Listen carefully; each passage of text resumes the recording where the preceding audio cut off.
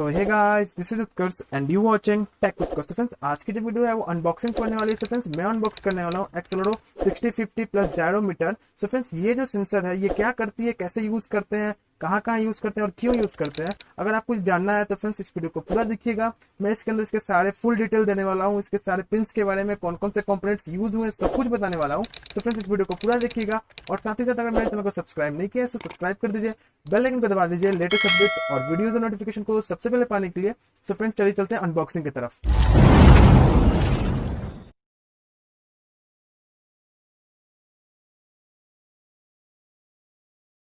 So friends, ये है इसका पैकेट जो कि फ्लिपकार्ट से आई हुई है। तो चलिए इसको हम कट कर लेते हैं। तो मैं यहाँ से इसको कट कर लेता हूँ।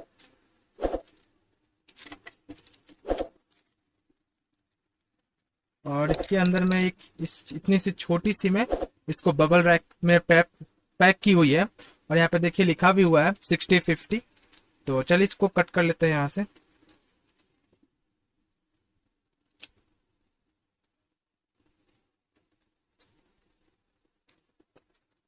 तो इसमें बहुत अच्छे से पैक किया हुआ है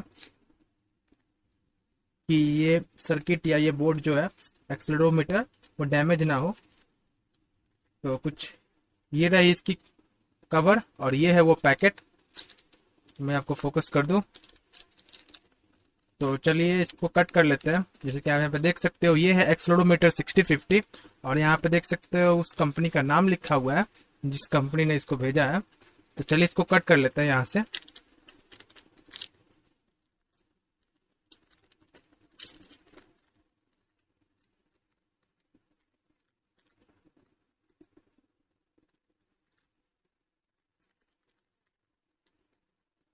जैसे कि आप यहाँ पे देख सकते हो, ये है वो एक्सेलेरोमीटर।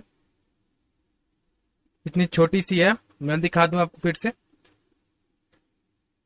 तो ये है वो एक्सेलेरोमीटर, जैसे आप यहाँ पे देख सकते हैं, यहाँ पे लिखी हुई है GY521। तो इसमें जायरोस्कोप भी है। यहाँ पे ये जो है ये है टेम्परेचर के लिए भी यूज की जाती है। और यहाँ पे आप देख सकते हो, यहाँ पे लिखी हुई है MPU 6050। ठीक है, तो ये है वो सेंसर।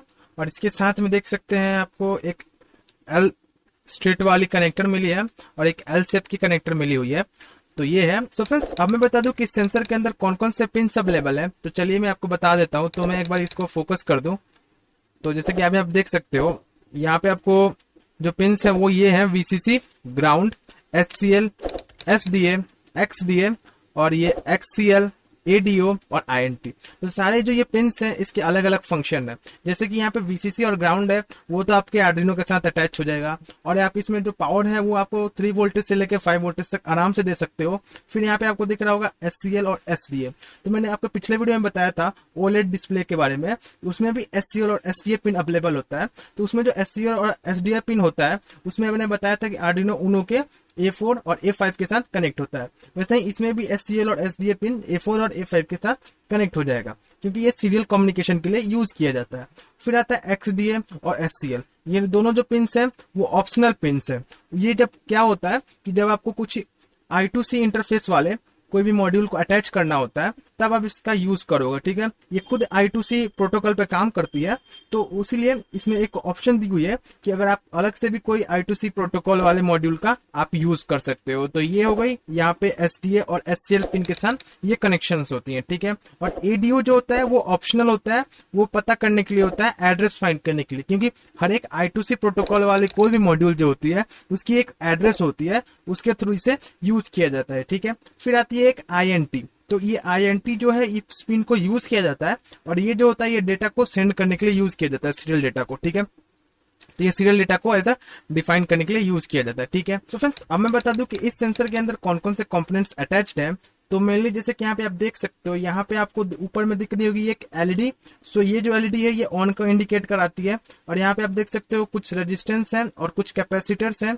और यहाँ पे भी कुछ रेजिस्टेंस और कुछ कैपेसिटर्स हैं, ये छोटे छोटे जो है क्रिस्टल टाइप के। मैं आपको एक बार क्लियर कर दूं, यहाँ पे आप देख सकते हो यहाँ पे कुछ रेजिस्टेंस है और कैपेसिटर्स है यहाँ पर भी। और ये जो IC है ये यूज किया जाता है जायरोस्कोप के लिए। और ये जो IC है ये यूज किया जाता है प्रोसेसिंग के लिए और एक्सेलेरोमीटर के लिए। ठीक है, और यहाँ पे आप देख सकते हो ये जो IC है ये जो सिस्टम है ये है हीट सेंसर के लिए। तो इसमें जो होता है इनबिल्ट टेम्परेचर सेंसर आता है, तो ये टेम्परेचर के लिए काम करती है ये वाली सिस्टम, ठीक है। तो ये टेम्परेचर के लिए काम करती है। सो फ्रेंड्स अब मैं बता दूं कि इस सेंसर के अंदर कौन कौन से फीचर्स अवेलेबल हैं। तो सबसे पहले ये जो है ये 3 एक्सिस का वैल्यू रीड करता है, मतलब कि एक्स एक्सिस, वाई एक्सिस और जेड एक्सिस की वैल्यू ये रीड करता है, ठीक है। और ये जो है इसमें जायरोस्कोप का वैल्यू भी इनबिल्ड है, मतलब कि X axis, Y axis, Z axis और साथ साथ जायरोस्कोप का भी वैल्यू ये बताती है। और साथ ही साथ ये I2C प्रोटोकॉल पे काम करता है। तो फ्रेंड्स अब मैं बता दूं कि इस सेंसर का कहाँ कहाँ यूज किया जाता है। तो इसकी जो यूज है मेनली ड्रोन्स बनाने में, ह्यूमनाइड्स रोबोट बनाने में, सेल्फ बैलेंस रोबोट बनाने में, या ऐसा जगह पे जहाँ पे आपको मोशन के थ्रू किसी चीज को वर्क कराना है या टिल्ट के थ्रू आपको वर्क कराना है, तब आप इस सेंसर का यूज कर सकते हो। जैसे कि जेस्चर वाले सिस्टम में, जैसे कार मूव कराना या जेस्चर से किसी बॉडी को चलाना, तब आप इस एक्सक्लोरोमीटर प्लस जायरोस्कोप मीटर का यूज कर सकते हो। सो फ्रेंड्स आज के वीडियो में बस इतना ही। सो फ्रेंड्स कैसा लगा आज का वीडियो जरूर बताएं और साथ ही साथ मेरे चैनल को सब्सक्राइब कर दें, बेल आइकन को दबा दें लेटेस्ट अपडेट्स और वीडियोस नोटिफिकेशन को सबसे पहले पाने के लिए। सो फ्रेंड्स मिलते हैं अगले वीडियो में, तब तक के लिए बाय एंड बी सेफ।